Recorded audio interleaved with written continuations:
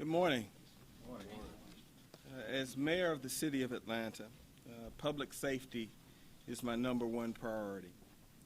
We're holding this press conference today with the Atlanta Police Department and other public safety departments represented here to inform the public about the proactive steps we're taking to fight crime during the summer months and to secure our community in general.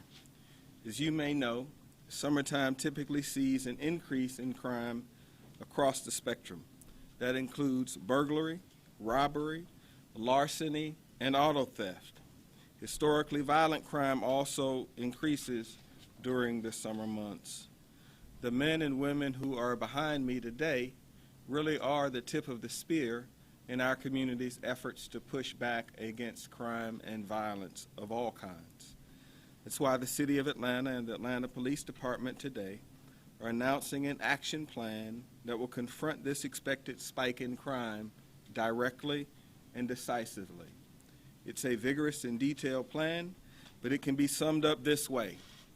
It's all hands on deck in the City of Atlanta. We're putting all hands on deck to fight crime this summer.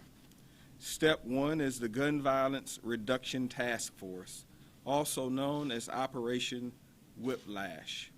This task force will dramatically increase our resources to respond and investigate gun-related violent crime in our city. Operation Whiplash calls for approximately 45 uniformed officers to actively patrol target areas in zones 3 and 4 with an emphasis on gun-related violence. An additional 20 officers and 5 supervisors on the task force will focus on investigating gun-related crimes with a heavy emphasis on intelligence-driven cases. With this task force, we expect to see a 10% reduction in the number of shooting incidents in our city. We also expect to see a 20% increase in firearm seizures and a 5% increase in narcotics seizures. Apart from the Gun Violence Reduction Task Force, our summer crime fighting strategy calls for the Atlanta Police Department to enlist personnel across the board to prevent crime. Simply put, we're increasing our efforts to patrol business districts, residential areas, and apartment communities with officers on the street and in neighborhoods. More specifically, the summer plan focuses on current and historical crime patterns. It will target 33 beats in the city of Atlanta that have been the most challenging and the most crime-ridden. It will also allow us to remain flexible in order to respond to whatever new crime trends develop based upon our data. This is truly a unified crime prevention plan. Each division of the Atlanta Police Department will allocate person power to augment the crime-fighting efforts of the Field Operations Division. The plan calls for an administrative staff to be assigned to work in the field at least 8 hours per week in order to increase visibility and to tackle quality of life crimes, such as drinking in public and panhandling. Each zone will enforce curfew laws as well, so parents in the community need to know that. Patrol supervisors will conduct police checkpoints in high traffic areas, and Zone 5 foot beat officers will patrol the tourist triangle to increase police visibility and deter aggressive behavior. This plan also calls for an increase of external agency participation to help us with crime. We have 6 federal partners assisting us. These are the U.S. Attorney's Office for the Georgia Northern District, the FBI's Ammo Fugitive Task Force, and the Gang Task Force, and the ATF, the IRS, and the U.S. Marshal's Office. Our state partners, including the Georgia Bureau of Investigation, the Fulton County District Attorney's Office, and the Department of Community Services, are all a part of this drive. We welcome and are very grateful for them being here today and for their involvement in the days to come. I want to be clear about one thing. There is no downside to vigilance when it comes to protecting our personal safety and securing our property. And as we approach the largest 10K race on July 4th in the city of Atlanta, we're also asking for the public's patience. We have a very aggressive program to protect the Peachtree Road Race, and many of the people who are in front of you are working in that effort as well. My administration is working nonstop to improve the safety and security of our residents and visitors. We want to reassure our citizens on this one simple fact. We are doing everything that we can and sparing no resources to keep the women and men on the street to make sure that you are safe at home. And because we are not going to be simply tough on crime, we're also going to be smart on crime. The Community-Oriented Policing Section Enrichment Program is partnering with PAL, School Detective Sections, and Camp Best Friends Summer Program. It will encourage and promote leadership skills, sportsmanship, and social skills through education. Our summer program this summer will help and employ 3,900 young people, which also helps our officers do their job when we keep our young people in a focused and structured environment. The Centers of Hope and the community development centers and recreation centers throughout the city of Atlanta will be open 6 days a week to 7 p.m. to make sure our young people have a safe haven in the city of Atlanta. We have also thus far provided 160,000 warm meals for our young people. So while we will have a robust police thrust, we want to make clear that we also want to provide constructive alternatives for our young people to engage in so that we don't have young people who get involved in criminal activity and end up developing police records or having to be involved with the people who are behind me who are even tougher than they look. With that, I will have Chief George Turner come to the podium and discuss our police effort and our crime safety initiative in more detail. Ladies and gentlemen, I introduce the Chief of Police for the City of Atlanta, George Turner. Good morning. Good morning.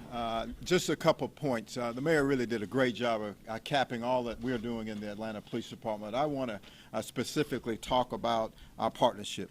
As you see here today, we have all of our federal partners called WARE with the SAC, the special agent in charge of the ATF, which is the Alcohol, Tobacco, and Firearms, the GBI partners, our FBI partners.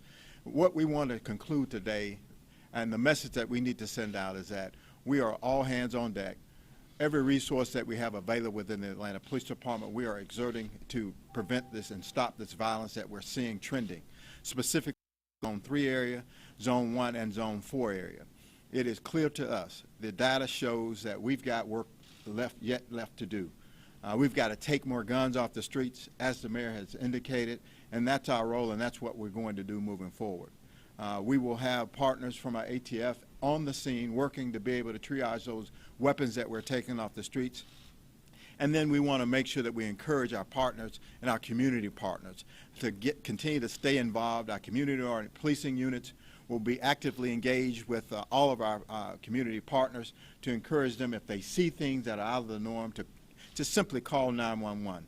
We've engaged a large number of 911 dispatchers to make sure that our calls are answered on a quick basis.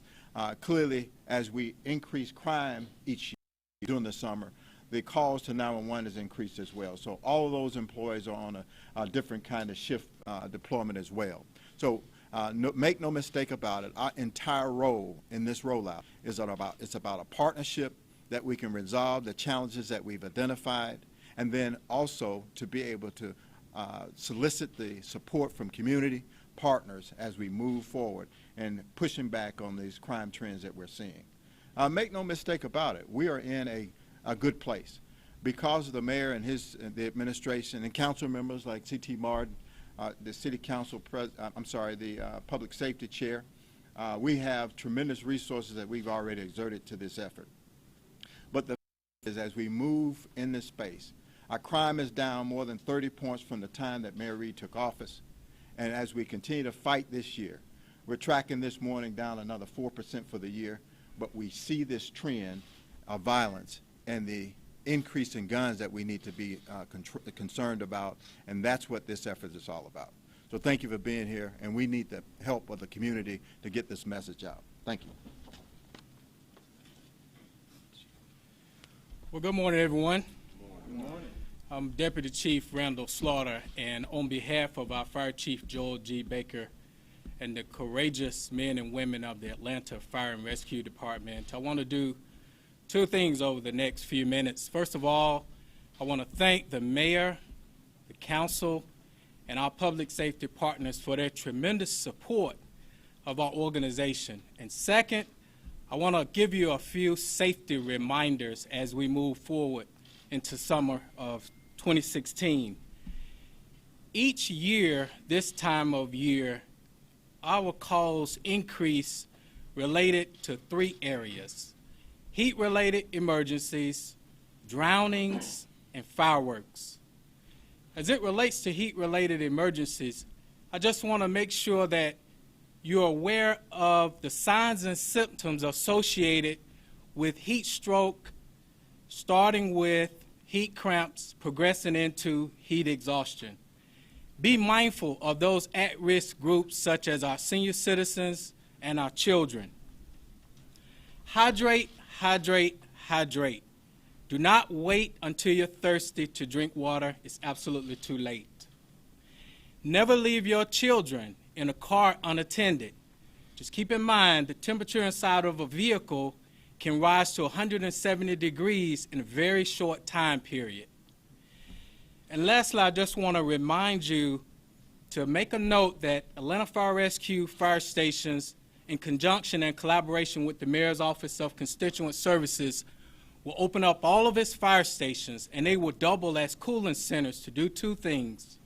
First, provide an air-conditioned refuge from the heat, and second, provide a cool drink of water. So keep that in mind. Drownings. 77% of children who drown were missing for less than 5 minutes. Never leave your children unattended near bodies of water. Make sure you have a flotation device or other rescue equipment on hand. And by all means, please resist the temptation of combining alcohol and swimming. Lastly, fireworks. If you choose to use fireworks, please use them as directed. Have a fire extinguisher and a bucket of water on hand, because what we typically see, we see a lot of hand injuries associated with two things. A, the person either using the fireworks in an unspecified manner, or being in close proximity to someone else using fireworks in an unspecified manner. So at the end of the day, Atlanta Fire Rescue Department realizes that summer is about travel, family, and fun, and friends. We get it. We just ask that you do it in a safe manner. Thank you so much.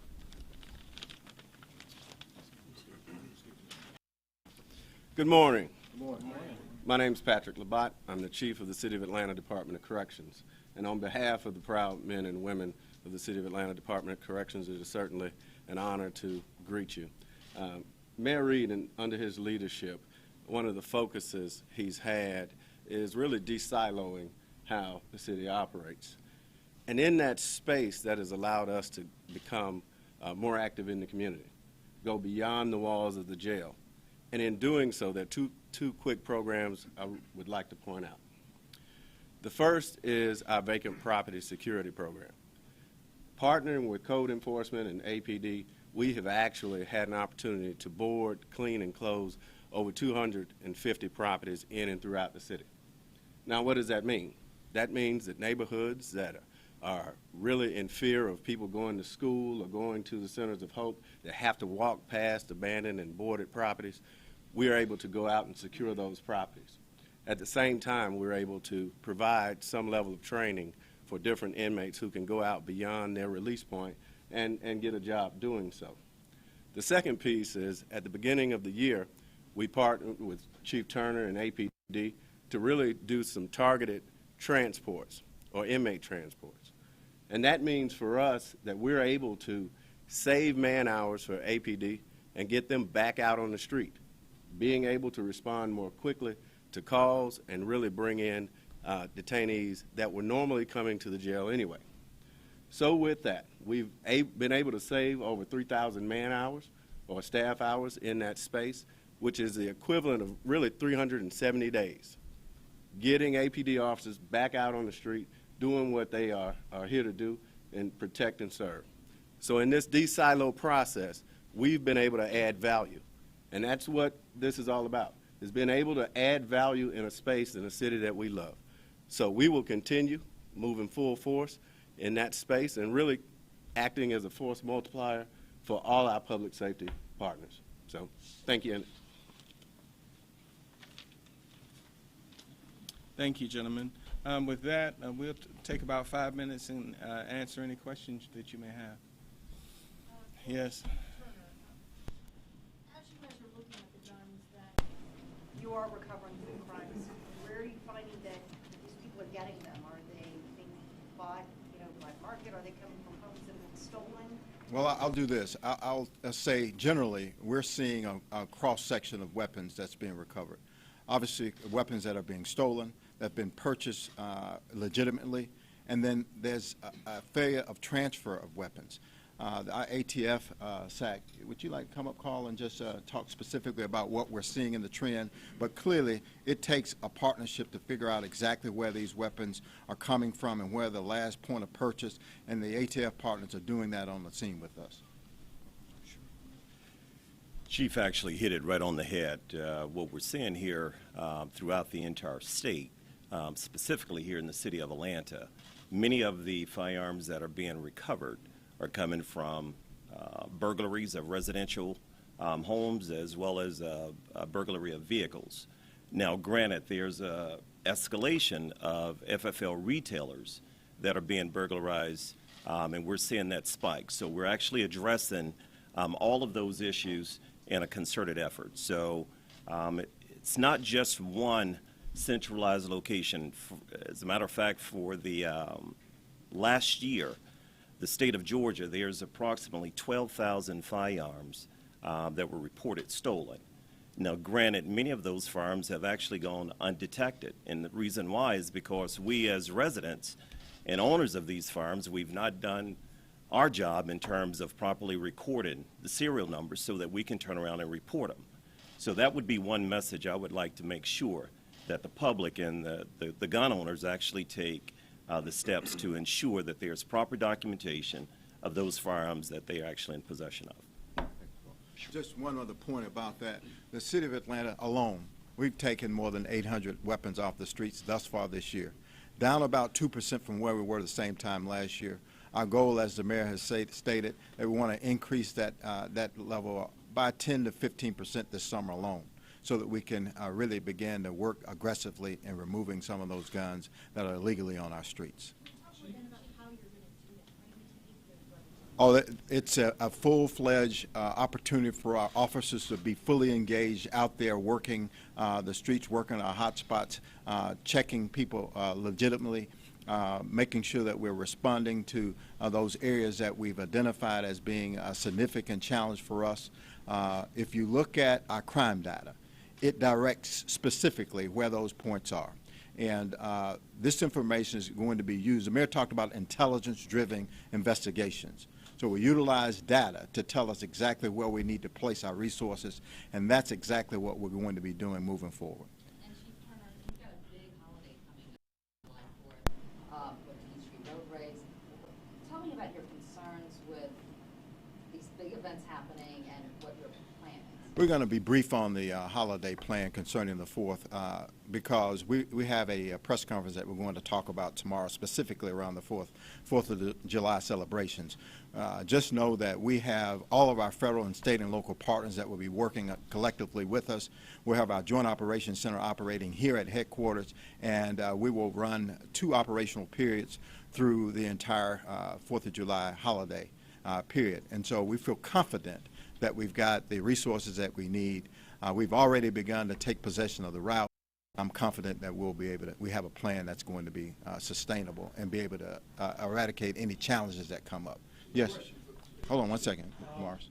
In the last 28 days, just looked at your figures, murders are up 220% from 5 to 16.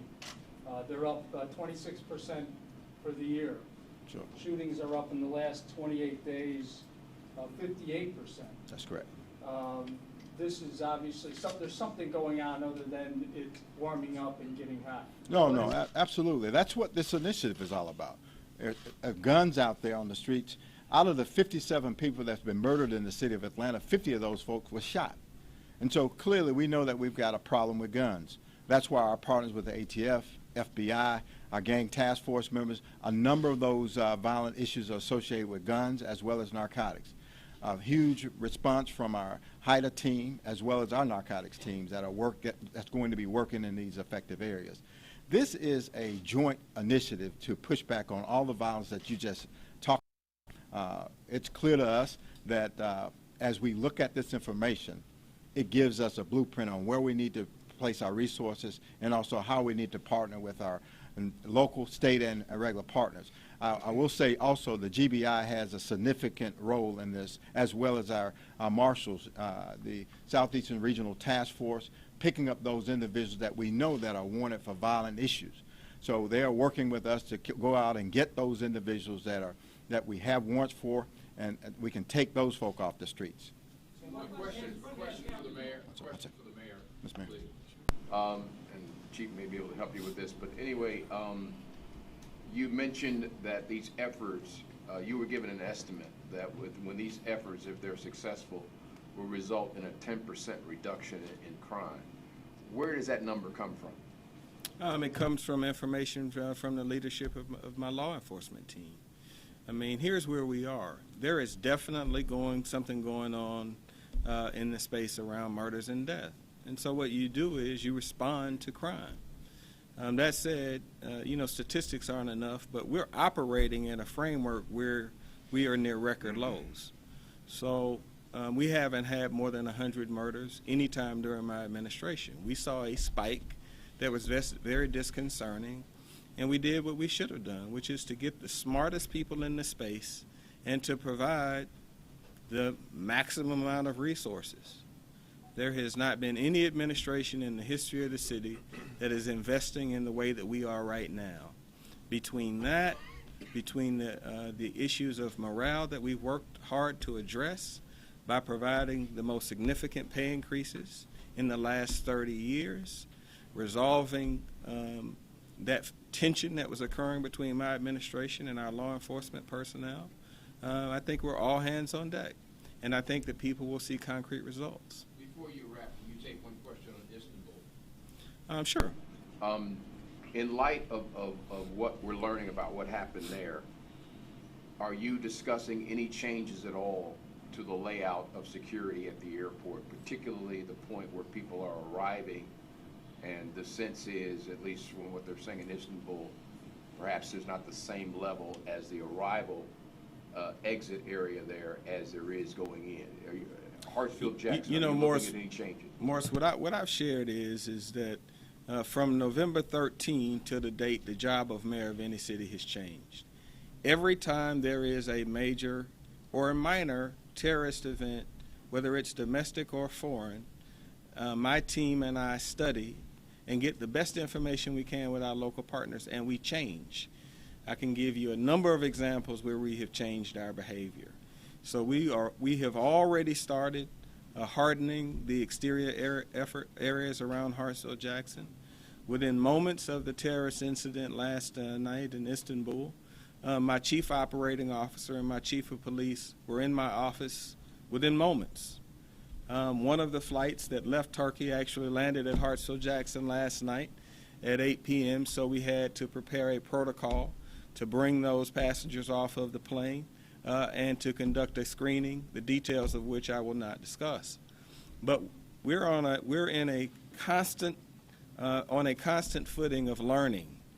And so, without going into detail, we will harden the exterior areas of the airport, and we will review what happened in Turkey very, very seriously, and then we'll meet with our federal partners, and they give us the best advice that they can possibly give us, and we will execute. So today, for example, I have already ordered and funded the doubling of the size of the SWAT team, for example. We have already ordered, funded, and prepared to train 75 long rifle officers that we did not have before. We have already changed the protocol at Hartsfield-Jackson to a point where the rifles used to be in a storage area, and our officers had to retreat to go and grab rifles rather than to be able to act in the event of a crisis. Those are just 3 things that we have done that are part of a number of other methods that we have been implementing at Hartsfield-Jackson Airport. We have a 95% screening method at Hartsfield-Jackson Airport for people going on and off that campus. We're headed towards 100% screening. So I just want to be very clear that every time there is an event, we sit down with the most capable people that we have access to. They give us their best thinking, and I do not deny resources that are necessary for public safety. 52% of the entire general fund budget of the city of Atlanta is directed to the women and men who are behind me. That is the highest level in the history of our city. That said, criminals are criminals, and they behave in a different way, and we have to respond. In major cities across the United States of America, we are seeing an increase in violence. Atlanta is not immune to that increase, but I would ask the public to keep it in perspective regarding the framework that we've had for 6.5 years, where overall we reduced crime by 30 points, and we have not had a single year where more than 100 people have been murdered in the city of Atlanta, according to FBI data. So we got a lot of work to do. Thank you all for giving us time. Please have patience with us around the July 4th and the Peachtree Road Race.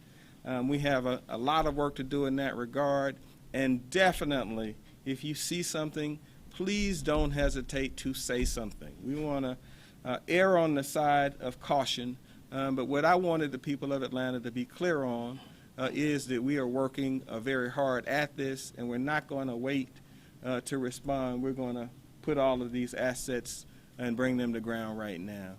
Thank you all so much. Thank you for joining us, gentlemen.